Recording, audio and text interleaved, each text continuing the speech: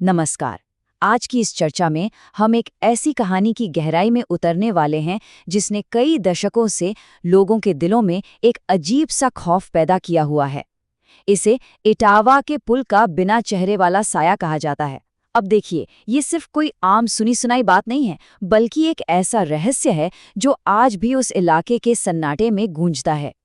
आज हम उपलब्ध स्रोत सामग्री और तथ्यों के आधार पर इस पूरी घटना को समझने की कोशिश करेंगे। मुझे छोड़कर क्यों गए थे?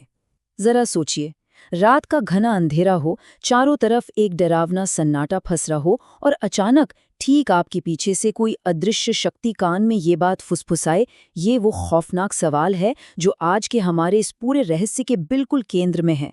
बिना किसी और जानकारी के ही ये एक वाक्य रोंगटे खड़े कर देने के लिए काफी है ना? तो चलिए सबसे पहले बात करते हैं उस कुख्यात इटावा पुल की, जहां रात के वक्त जाने से हर कोई बचता है। कहानी कुछ इस तरह शुरू होती है।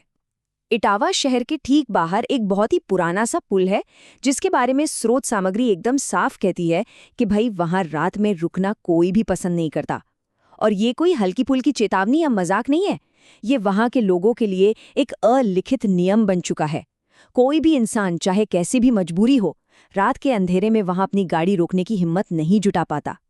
अब आते हैं उस सफेद कपड़ों वाली औरत पर, जिससे ये पूरी स्थानीय किंवदंती जुड़ी हुई है। अब ये समझना बहुत ज़रूरी है कि हमारे मुख्य किरदार के वहाँ पहुँचने से बहुत पहले से ही उस जगह को लेकर एक खौफ हवा में मौजूद था।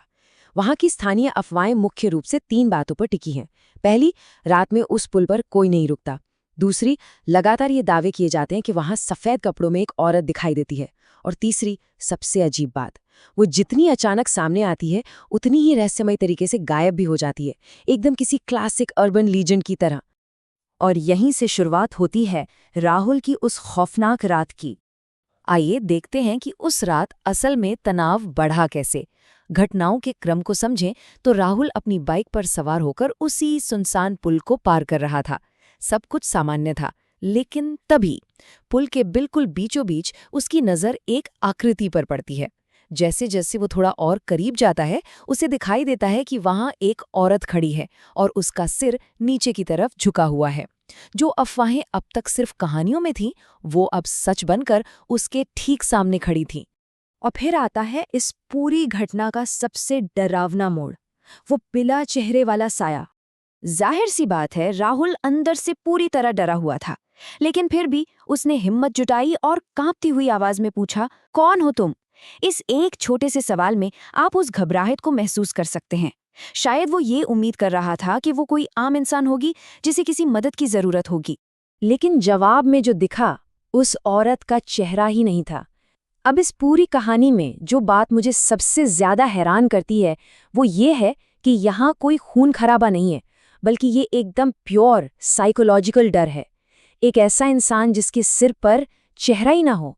हमारा दिमाग इस बात को प्रोसेस ही नहीं कर पाता। ये हमारी सामान्य दुनिया के सारे नियमों को तोड़कर रख देता है। इसके बाद तो जैसे सब कुछ अचानक से बेकाबू हो जाता है, खौफ का स्तर एकदम से बढ़ जाता है। होता क्या है कि सबसे पहले राहुल की बाइक अचानक से अपने आप बंद हो जाती है, मतलब वहां से भागने का इकलौता रास्ता भी खत्म। और ठीक उसी पल, एकदम सन्नाटे में, बिना किसी आहट के, ठीक उसके पीछे से किसी के फुसफुसाने की आवाज आती है, मुझे छोड़कर क्यों गए थे? याद है शुरुआत में हमने इसी खौफनाक सवाल की बात की थी? अब जरा इस सिचुएशन की कल्पना कीजिए। घनघोर अंधेरा है, पुल एकदम सुनसान है, राहुल की बाइक बंद पड़ी है और कोई अनदेखी चीज उसके काम के बिल्कुल पास आकर ये बात कह रही है। ये सीधा और बहुत ही व्यक्तिगत वार था। अब यहाँ देखिए कि इंसान का डर और वास्तविकता आपस में कैसे टकराते हैं। राहुल खौफ के मारे तुरंत पीछे मुड़कर देखता है। वो उम्मीद कर रहा था कि जो बोल रहा है वो कम से कम दिखाई तो देगा, लेकिन असलियत क्या थी? वहां बिल्कुल कोई नहीं था।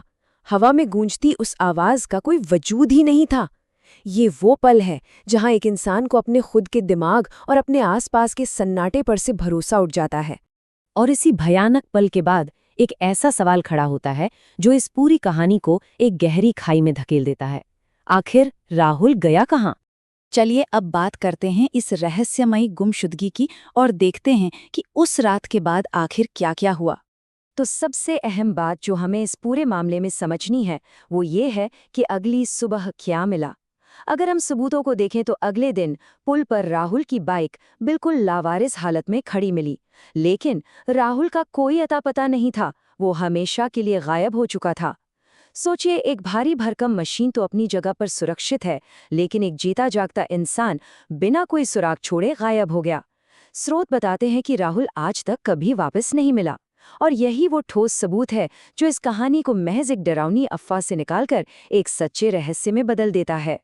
और इसी के साथ हम इस बेचैन कर देने वाले सवाल पर पहुंचते हैं, क्या वो पुराना पुल कभी ये राज खोलेगा कि उस रात राहुल के साथ असल में हुआ क्या था, या फिर राहुल भी इटावा की उस खौफनाक किंवदंती का हमेशा के लिए एक हिस्सा बनकर रह गया? इस चर्चा से एक बात तो साफ है कि कभी-कभी स्थानीय अफवाहें और असलियत इस कदर आपस में उलझ जाती हैं कि सच का पता लगाना लगभग नामुमकिन हो जाता है। खैर, इस रहस्यमयी सफर में हमारे साथ जुड़ने के लिए आपका बहुत बहुत शुक्रिया।